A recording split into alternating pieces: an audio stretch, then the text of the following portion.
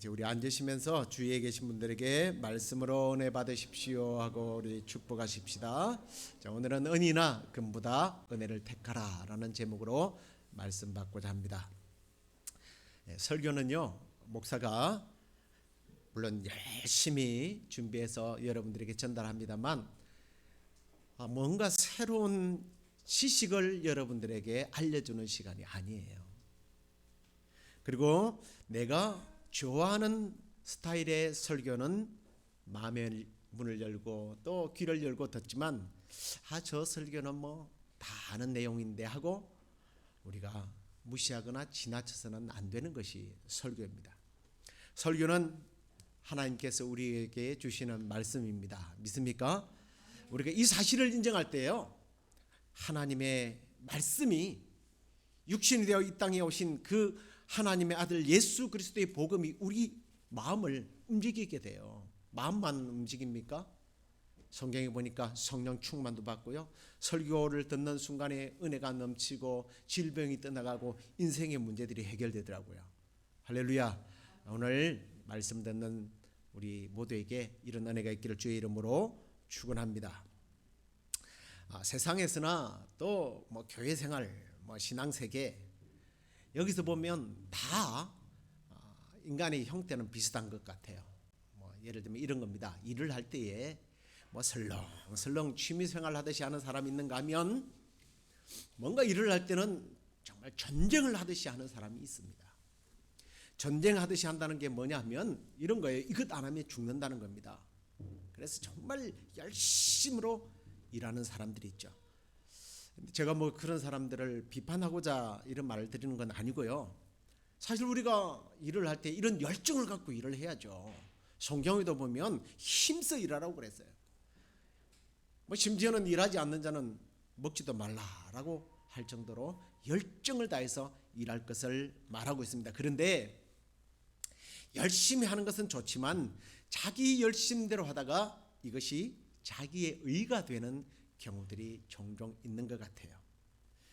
바로 이런 겁니다. 내가 이 정도 사람이야. 내가 이 일을 해냈어. 아니면 내가 아니면 못해. 자기를 드러낸다는 거죠. 그리고 뭐 자기를 알아달라는 겁니다. 그런데 생각해 보면 우리의 삶의 과정들을 쭉 한번 생각해 보면 내가 열심히 일해서 모든 일이 잘 됐다. 정말 그럴까요? 세상은요, 열심히만 한다고 되는 게 아니더라고요. 열심히 하는데도 되지 않는 것이 얼마나 많은지 모릅니다. 뭐 공부도 그러잖아요. 공부를 열심히 한다고 공부 잘합니까? 아니, 공부 열심히 했다고 좋은 대학 다 가나요? 인류 명문대를 다 가는 게 아니잖아요. 그리고 열심히 일한다고 해서 다 부자가 되느냐? 그것도 아니더라고요. 여러분의 경험이나 제 경험이나 뭐 주위에서 살아가는 양태는, 세상에 살아가는 모습은 다 같아요. 열심히 일하는데, 쉬지 않고 일하는데 가정 형편이 어렵더라, 힘들게 살더라. 우리는 늘 보아왔던 얘기입니다. 그런데 앞에서도 말했지만 교회 생활도 그래요.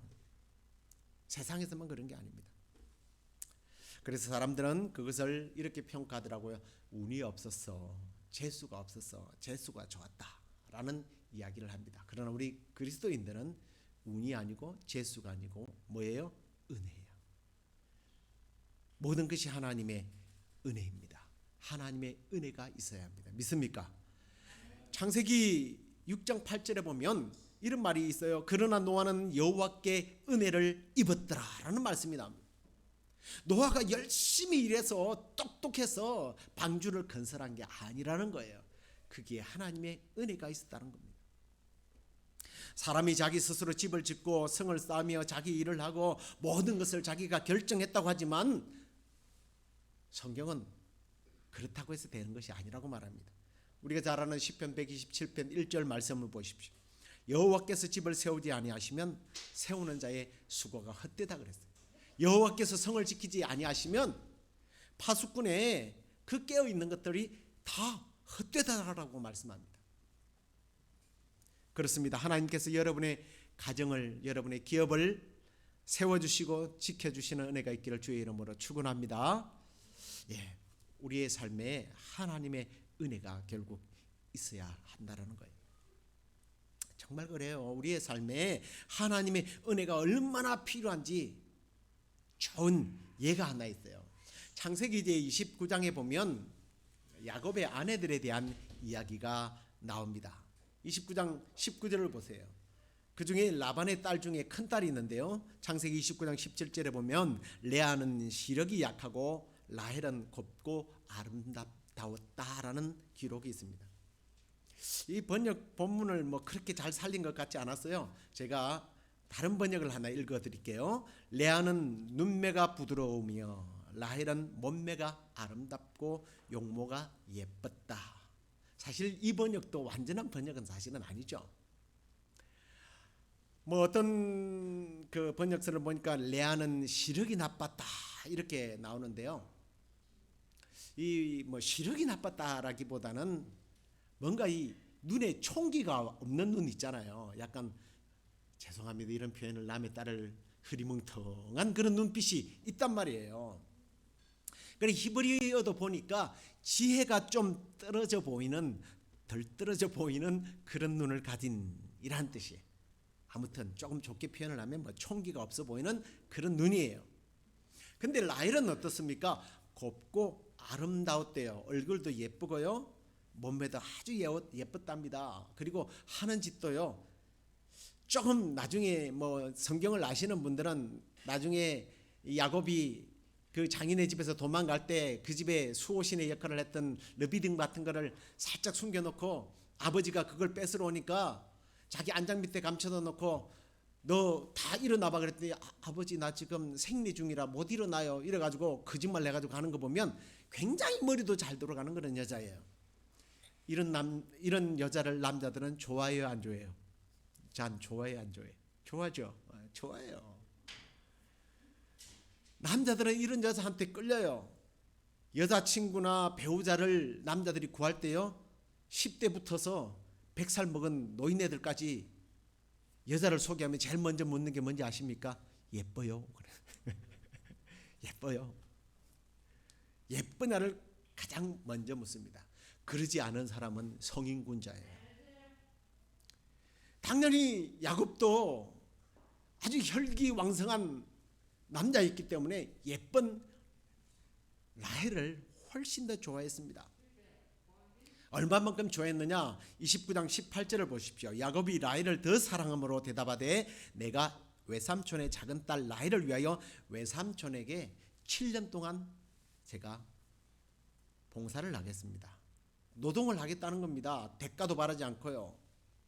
그리고 20절에 가서는 어떻게 기록을 하느냐면 그 결과입니다. 야곱이 라헬을 위하여 7년 동안 라반을 섬겼으나 그를 사랑하는 까닭에 7년을 며칠처럼 여겼다. 완전히 뿅 간 거예요. 그리고 우여곡절 끝에 라헬과 그리고 레아가 함께 야곱의 아내가 되어서 살아갑니다만 여전히 야곱의 마음은 라헬에게만 있었습니다. 매력이 없는 레아를 위해서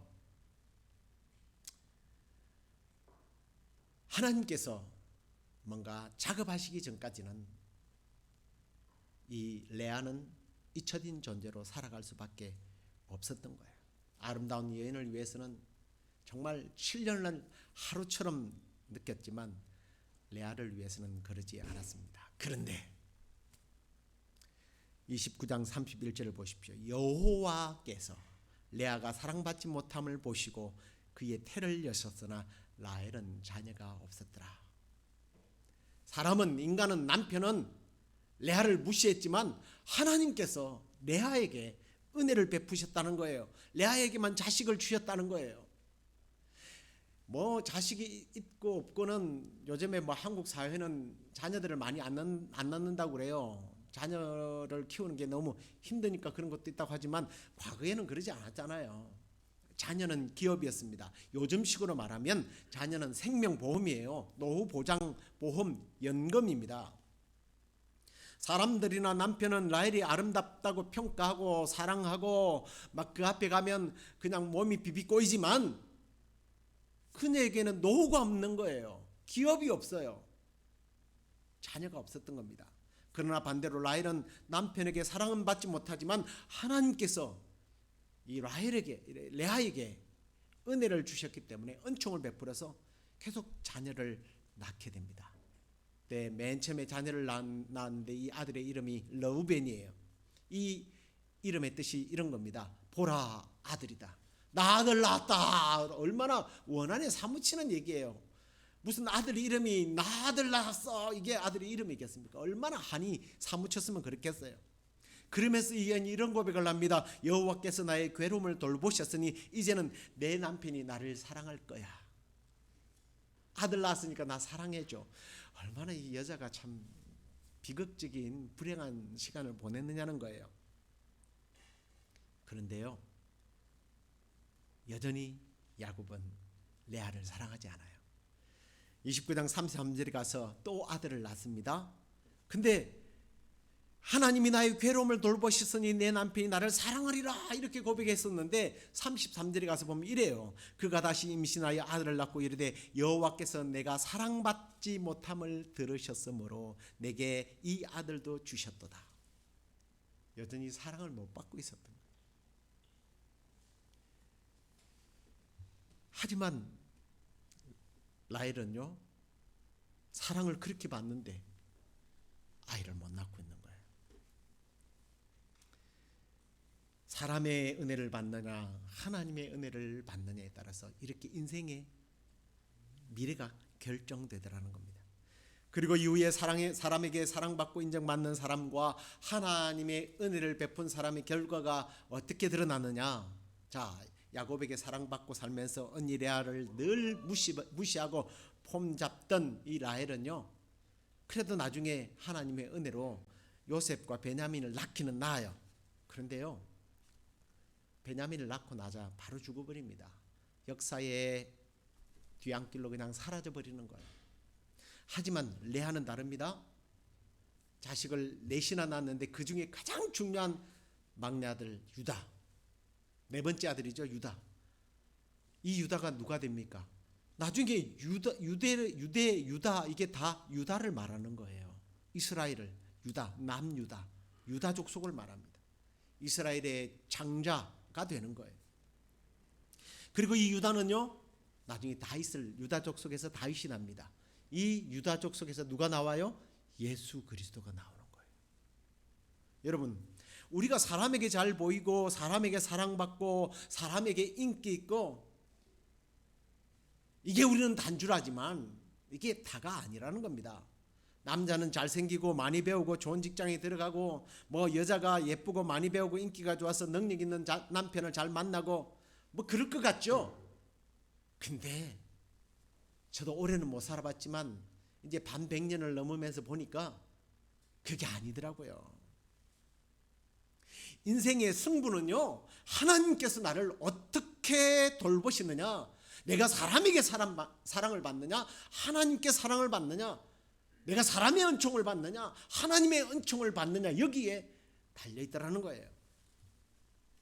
그렇습니다. 여러분, 하나님께서 은혜를 베푸시고 하나님이 감싸고 돌보면 끝나는 거예요. 이런 사람은 세상이 감당하지 못한다고 말합니다. 이스라엘 백성들이 그렇잖아요. 하나님이 그들에게 은혜를 베푸시고 그들에게 은총을 베푸실 때에 하나님께서 그들을 감쌌어요. 그들을 도왔습니다. 누가 감당해요? 아무도 감당하지 못했어요. 여호수아가 임종 직전에요, 이스라엘 백성들 그리고 장로들을 모아놓고 나와 내 가정은 하나님만 섬길 거야. 너희들 어떻게 할 거냐?